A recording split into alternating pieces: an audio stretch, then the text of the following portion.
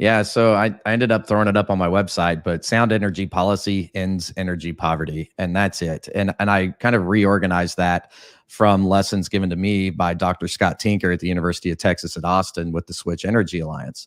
The way he says it is a little bit different, but basically the same thing, and that is energy does not end poverty, but you cannot end poverty without energy. And so what this idea around poverty is something that people in America don't talk about because we're so far up the Maslow hierarchy of needs. We're at the very pinnacle of that pyramid. We have a lot of hubris and arrogance in how we interact with the world, because these people around the world, there's 2 billion people that are at the bottom rung of Maslow's hierarchy of need. They're looking for shelter, clean water, food.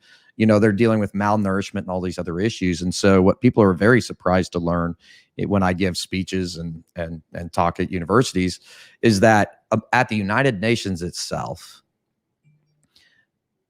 part of their sustainability development program and those sustainable development goals, poverty is the biggest issue among their millions of stakeholders. All right. So poverty is the number one issue, according to the United Nations, in the world. And if you ask then, well, where does climate change rank among those priorities? And by the way, there are 17 of them. It ranks 13th.